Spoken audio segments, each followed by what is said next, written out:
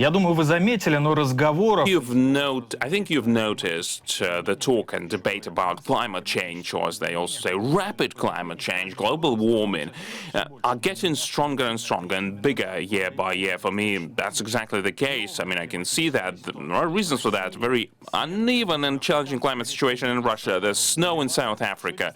The Sahara is flooding. Today, our guests and we are going to look at what is happening to our climate and our ecology and how AI and other technologies will help us to preserve our planet and perhaps even improve the lives of the inhabitants of some of its regions. So with us today, the senior researcher at the Institute of Monitoring of Climatic and Environmental Systems of the Siberian branch of the Russian Academy of Sciences, Associate Professor of Tomsk State University, Elena Kharyutkina.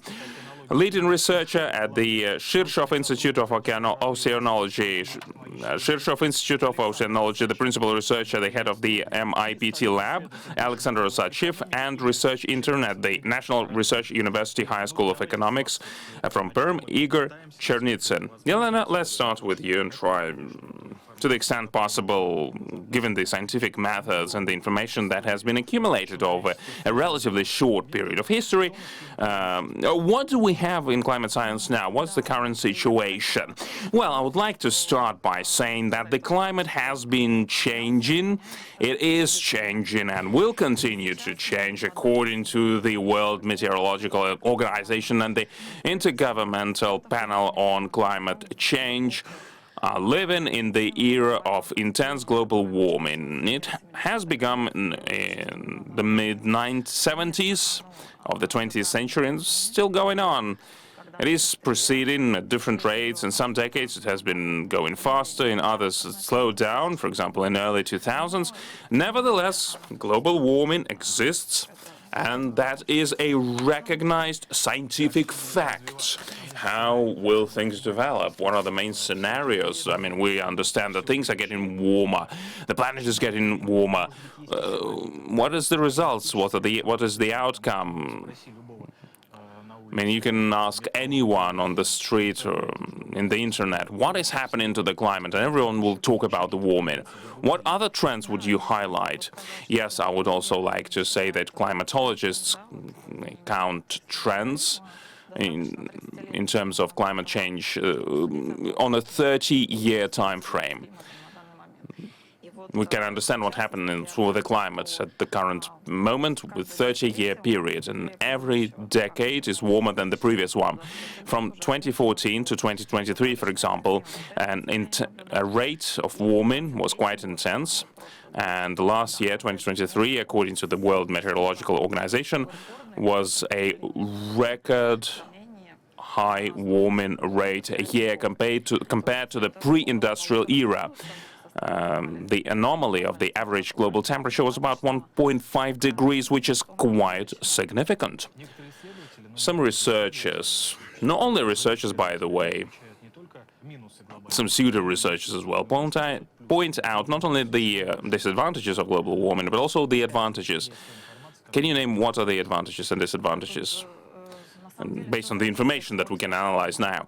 Well, it depends on the scale, the spatial and time-wise advantages and disadvantages. The planet is getting warmer, but the regional effect is different.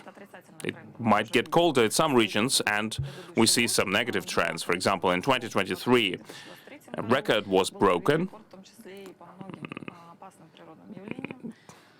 in terms of the natural hazards. We're talking about the growth in average surface temperature, the ocean surface temperature increase, the ice area, and the global sea level. From 70s, the extreme weather events has increased 5 times approximately. Alexander, we mentioned the ocean. How does this ocean react? As an economist, I try to find advantages here. One of the advantages, for example, is warming in our Arctic zone. The Northern Sea Route, for example, is the shortest transport artery between the west and the east. There are major economics and political and geostrategic plans associated with that route. The navigation became easier. The ice is thinner, which is good, no? It is true, the ocean, that's the part of our Earth climate system, is changing. We see the consequences of climate warming, climate change in the ocean, and one of these hard evidence that climate warming is already happening is the rise in the global ocean levels. These measurements have been made for over 100 years, and they show that the world's ocean levels are gradually rising. A little known fact is that only half of the rise in sea level is contributed by melting glaciers and melting ice in Greenland and Arctic, for example. The other half is the steric increase in the water column. When we have an object and the object heats up, it gets bigger. The ocean has warmed a little bit in these 100 years since the beginning of the industrial age, and that little bit of heating has also given an increase in comparable to the addition of the water as the result of the melting glaciers. And that's the proof for those skeptics who say there's no warming. How critical is it? I understand it's hard to assess the level of criticality, because we need to understand, who is going to be affected. But, there are people who raise the alarm in terms of the rise in oceans and global warming. They say that some cities will go underwater. But what is the major effect for the people living on Earth? We're having an ocean rise about 1 centimeter a year. In 100 years, you have 1 meter, maybe 2 meters. But, the humankind now know how to build the special coast protection facilities, and they put land in the parts of the land that were flooded by the ocean. If there's enough money, the economy is developed, the countries will be able to build the coast protection facilities and to prepare for the ocean rise, because you don't see that much increase, a couple of centimeters a year, 1 centimeter a year. This is something you can prepare for. And, the northern sea route that we have mentioned, well, yes, the Arctic is melting. In winter, the Arctic is fully covered in ice, going back to the same levels in the summer that we had 20, 30 years ago, but in the winter, sorry. And in the summer, there's much less ice. And we're talking about thick ice as well. And the navigation became easier and more cost-effective. But we're not talking about the fact that we are not going to use icebreakers in the Arctic, because anyway, there's ice, there's parts that are hard to navigate. This sea route is still pretty challenging. You have to have special icebreakers and specially prepared captains and the crew that know how to navigate in these areas. So in economics-wise, that's the advantage, of course. But that's the advantage that you have to prepare for, You have to know how to benefit from it. The question is, will we be able to? Igor, as far as I know, you're a developer, and one of your projects is related to environmental protection. You have a project that forecasts emissions of harmful substances, their concentration in the air for industrial enterprises. Tell us about the project, please. Who uses it? What is the interest of the businesses in these kind of projects? How do you apply that? And it's interesting, you as a researcher, person who codes, how you work with the ecology. Did you have to immerse yourself in the environmental protection agenda? To what extent do you feel yourself to be an environmental protectionist, an ecologist, climatologist? I'll start with a system we are directly involved in and have developed. It solves 3 main tasks. And we have a block for a section for every task that implements a model, an algorithm. As you have probably noticed, one of the major sections is forecasting. Let's imagine a certain territory where we have some industrial enterprises and residential buildings, and There are meteorological stations located at a fairly large interval, and they record certain emissions and analyze air quality.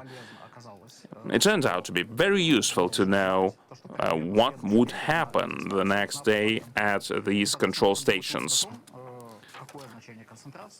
And this is how we understand what will be the concentration level for a territory. We came up with a set of algorithms and implemented and verified them to predict concentration values a day ahead. It can be useful for a set of substances. So we can say that we can forecast the values of this concentration in the air. It can be good for, useful for a wide range of stakeholders, the industrial enterprises, the people. If you know a problem, you can know the solution, even within the horizon of one day, yes. Even for one day. The company's processes are continuous, and we have to build a forecast every day. The next conceptual section is the dispersion model. We have a territory and an industrial enterprise. For example, if we try to understand when enterprises emit like some process-related substances, we can understand how this cloud, which directly came out of the enterprise's chimneys, will move towards, for example, a residential area, or it might move to some other direction. So we can make a forecast. How will the situation unfold? How quickly these substances will disperse, and take some steps to minimize the consequences. And this section results in the solution of the last task, identification. This is the reverse task, so to speak. It's a fixation of a violation of some metrics at some point, for example, at the control area, the control station. And we try to understand where this emission came from to address that later. And this is how we solve a dynamic problem. So we are solving it not when we find out the problem, but continuously. We observe a certain time series. We look at what moment and when and how the emissions came to our control station. So you are feeling like you are an ecologist, a climatologist. And when you developed the solution for this task, have you looked at the experience of oceanologists and climatologists? It's hard to code anything if you don't understand what are you coding about. When you implement models, you have to experiment, you have to analyze data and to collect them. And in any case, you know, you have this story that you have to be a climatologist to test drive hypotheses and to accept them or deny them, and to verify everything from the perspective of the developer. Elena, for you, AI, what is AI for you? Is it a real assistant, or will it become an assistant? What do you expect from it? How it changes the work of the climatologist? As you know, the main AI technologies started in 1950s. Like for 70 years, we have been living with these technologies, and climatologists for sure use these technologies. Yes, obviously, climatologists work with so-called big data, and we have been working with this big data for a couple of decades. Hydrodynamic models started to be developed at the start of the 20th century. As the number of information grows, as the volume of information grows, we have to process this data and information quicker, and assimilate the data, and to use different models for that. And this is where AI and ML are being used, the neural networks, you know, everything related to that. And so in this case, I think that in climatology, we're talking about the last decade, when it started to be implemented quite actively.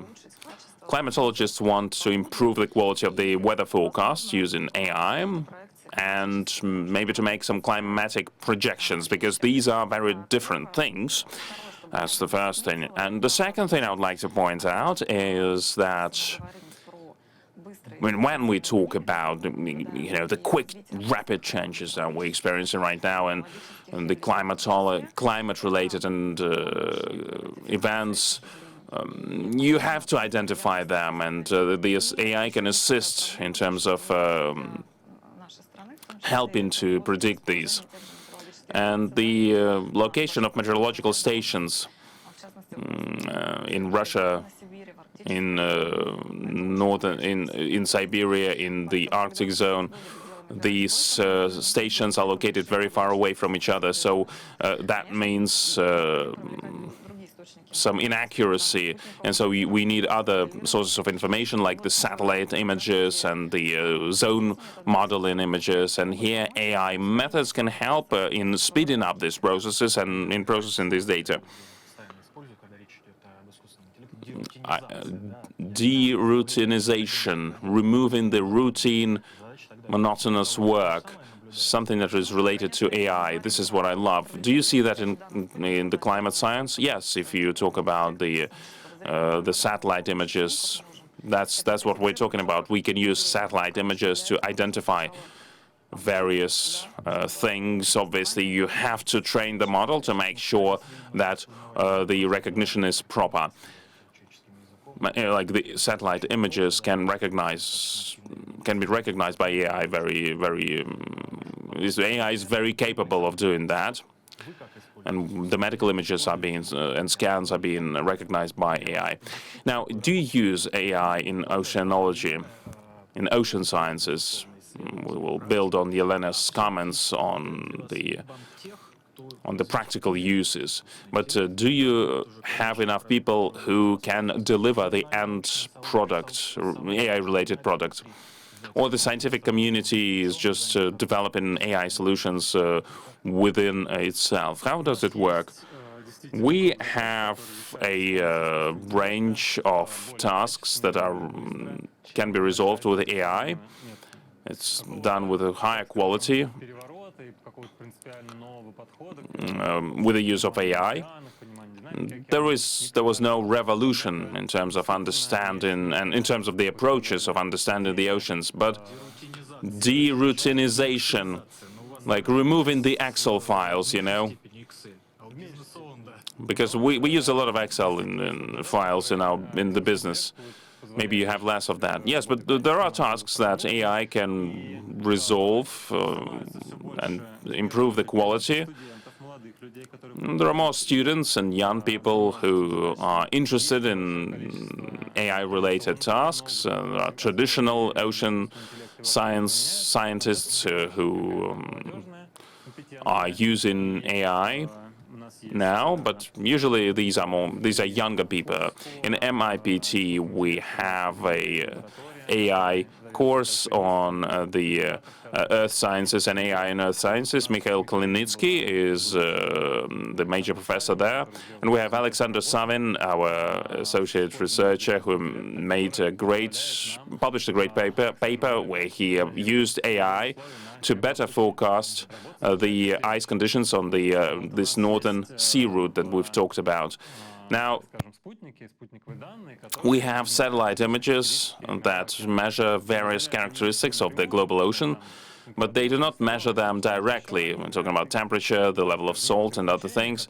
But it looks at the radiation from the ocean, and based on them, they build a model to understand the temperature, to understand the level of salt in the ocean.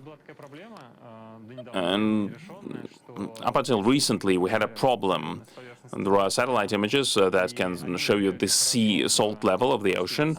And they are pretty good at measuring the salt level in many other oceans, but not in the Arctic. On the northern part, where the temperature is quite low, these standard algorithms are not working properly, and the result is not a good one.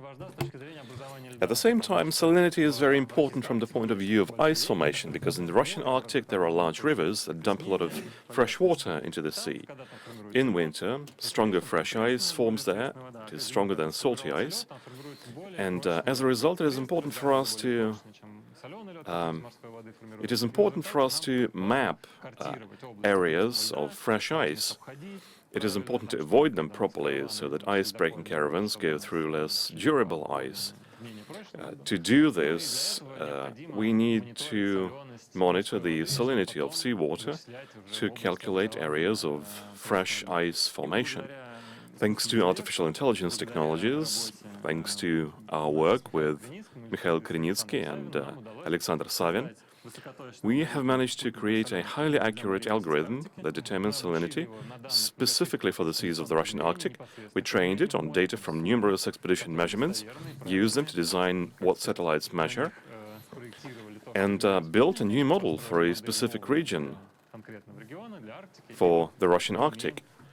And now we have the ability to detect areas of solid, fresh ice in winter to determine their movement and formation. Cool. Is it already used by the operators in the Northern Sea route in practical activities and navigation? Yes. We're very keen to implement this project. We have a preliminary agreement with Sovcomflot. They were interested.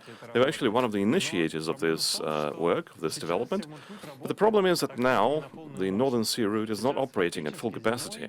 In fact, in winter, intensive navigation is only carried out only along the small western edge of the Northern Sea route, the western part of the Karsk Sea, from Murmansk to Yenisei and further on eastwards. Maritime vessels don't really travel, and in those areas, that's the fresh water that needs to be avoided, or you need to map it. You need to understand where the ice is stronger. And I really hope that we will really implement this development, and it will be useful. You know, we measured it, we saw the ice, we didn't see the ice. It is about taking the caravan at the end of the day. Yeah, the cost of mistake is not small, yes, because of passing one caravan or one icebreaker is not a penny either. Yeah. Yeah, hopefully at the in the upshot of the initial testing, you will actually deliver. A question perhaps to you then. If there's other opinions, obviously, we'll be glad to hear them. You know, on the one hand, AI technologies have been helping to fight climate change. They help to resolve specific climate and environmental problems. On the other hand, you know, I haven't really managed to look it up. You know, we've got these data centers and storage areas, storage facilities. They consume a lot of power, and the consumption is only projected to rise even on the 10-year horizon. And further forecasts, you know, 50 years out, just crazy consumption. So on the one hand, we are helping to solve environmental problems. On the other hand, we are accelerating power generation, we are accelerating power consumption. How much of a risk is that? Maybe AI, you know, AI technologies are partly a risk in themselves because they are based on extremely energy-intensive tools. It'd be good to hear your opinions. Well, it is about a balance. The question is quite provocative, all right, but I would say that any tasks in the field of artificial intelligence related to ecology and climate are rather important. There are a lot of mathematical models, there are a lot of artificial intelligence models that deal with more global things, you know, the movement of air masses, the movement of pollutants, and so on. Yes, indeed, it is rather powerful in terms of computational complexity, and it takes a lot of computing resources to utilize that. But modern trends lead to a lot of reuse of existing materials. You know, you do tuning, you do superstructures, and that is not as energy-consuming as it might seem. Elena, Alexander, any dissenting opinions? You know, what if artificial intelligence helps us to develop some alternative energy sources, cleaner and more efficient? Of course there is that opinion, and I'll actually take a top-down view of this, not that we are taking a test here to hit the right pros and cons of AI in favor of or against the fight of climate change. It certainly does consume energy, AI, but this is not that much, and it is not the largest share of the gains in power consumption.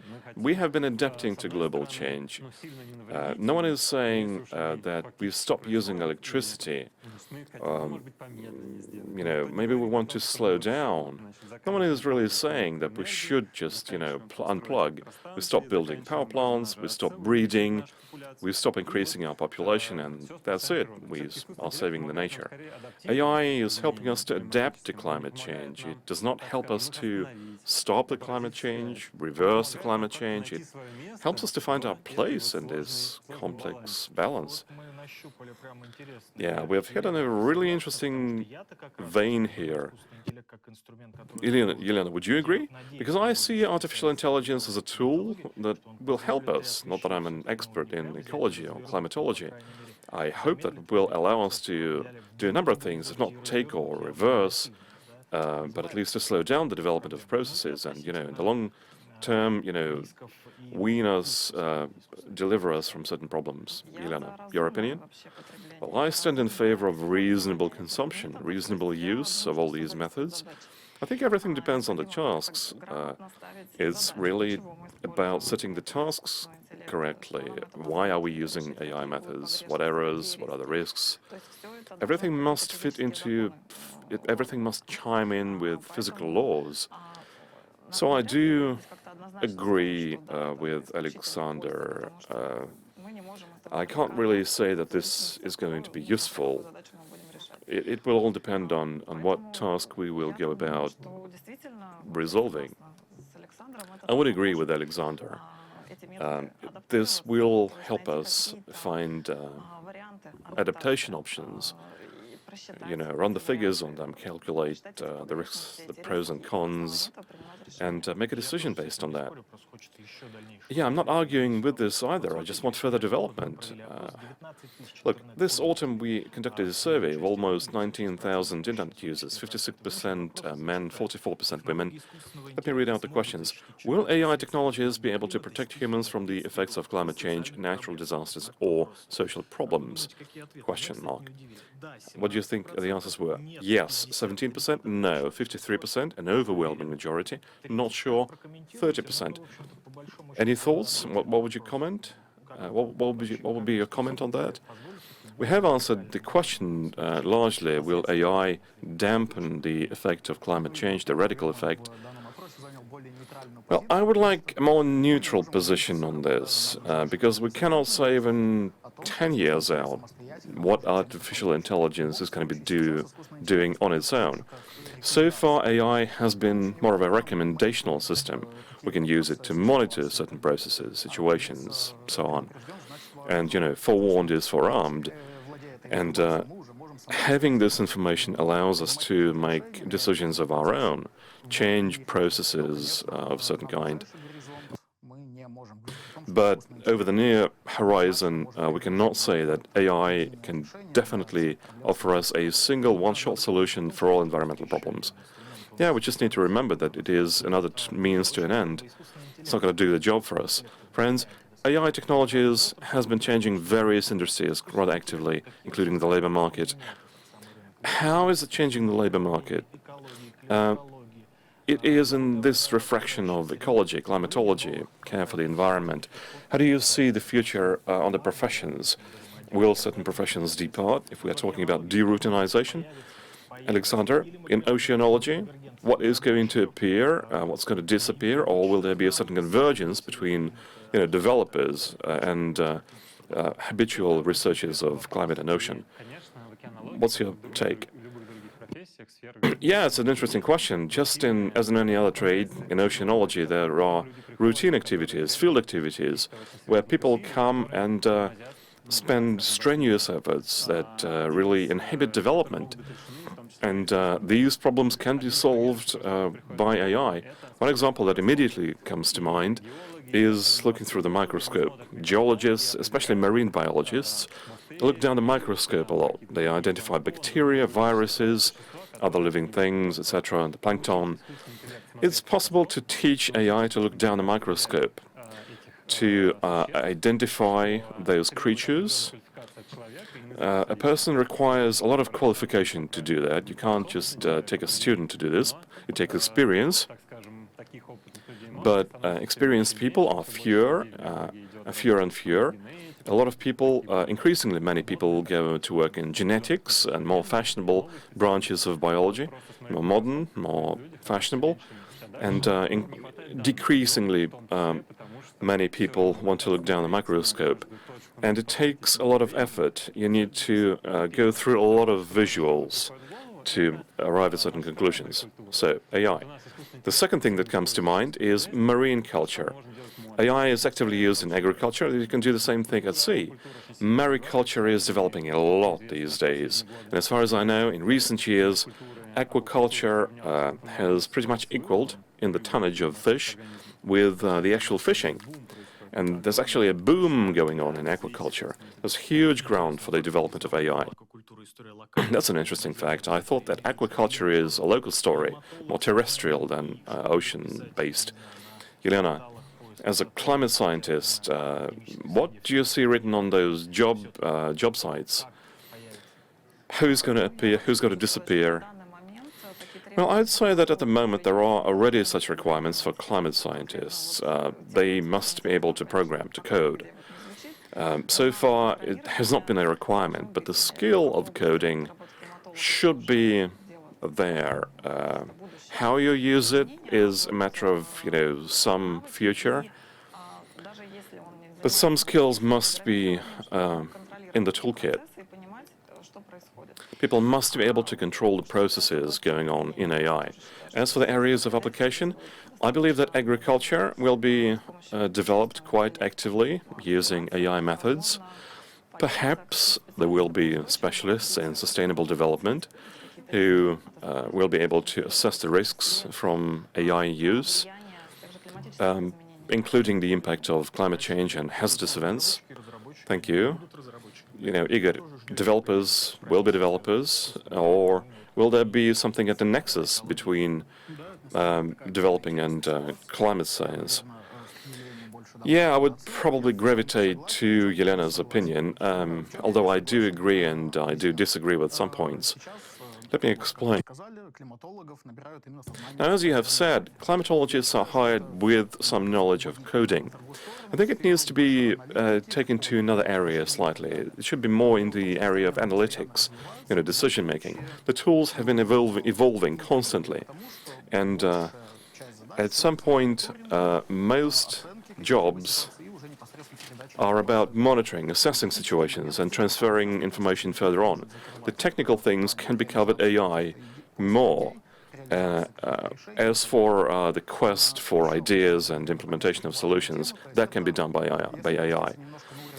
If you go a bit deeper, one level deeper, then any research is about data, obtaining data, validation of data, so we cannot always be 100% sure that the equipment that collects data is fully operational. There is always people that maintain the equipment, that may identify breakdowns, at weather stations. There's even a popular job these days, searching for defects using AI. We look at observations and they have become, ambiguous, atypical for a given area. So we can talk about there being something fishy with the equipment. This routine work of validating the observation devices, the data, that can be delegated to AI. Could you perhaps give us a top 3, top 2, top 1 professions of the future in ecology, climatology, AI-related? You named someone who stopped looking down the microscope and went on to do something else more interesting. The jobs that will get de-routinized by AI, we're clear on that, thank you. But what else? Prompt engineering seems to be a huge ream of professionals, but there should be something else. Or do we not understand yet fully who's going to be, coming forward? Will working with LLMs become a must? Well, so far indeed, but do not have proactive action on AI on AI. It's rather task by task thing. We have a task. Can we do this using AI? There's absolutely no such thing as images or text generated by AI. Perhaps you definitely don't have these situations as with images and text. It's hard to imagine what data will be generated by AI that we will definitely need, but perhaps some climate scenarios will be generated by AI, and HIMLS will assess their feasibility, because there's a broad pool of tasks. What will happen in a given region? What happens if we build a dam here or a canal there?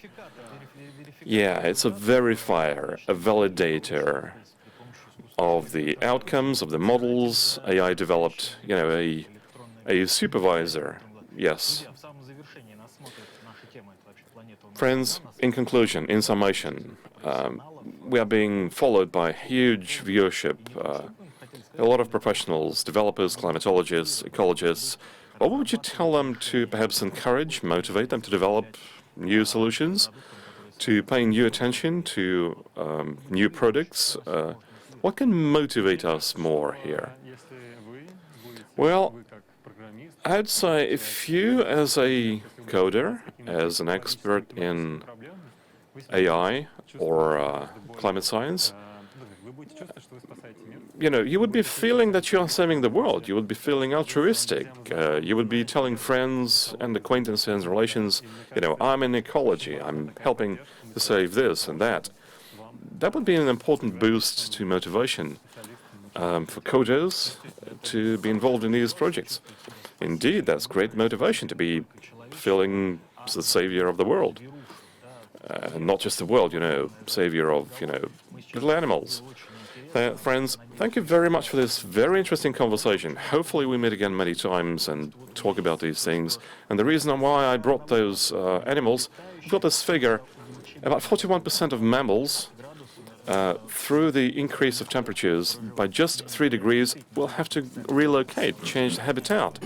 Indeed, animals do change habitat for all kinds of causes, environmental problems, etc. But this is a problem. After a small break, we will talk with climatologists, zoologists, and all kinds of other experts about saving not just the people, but a very fragile biodiversity.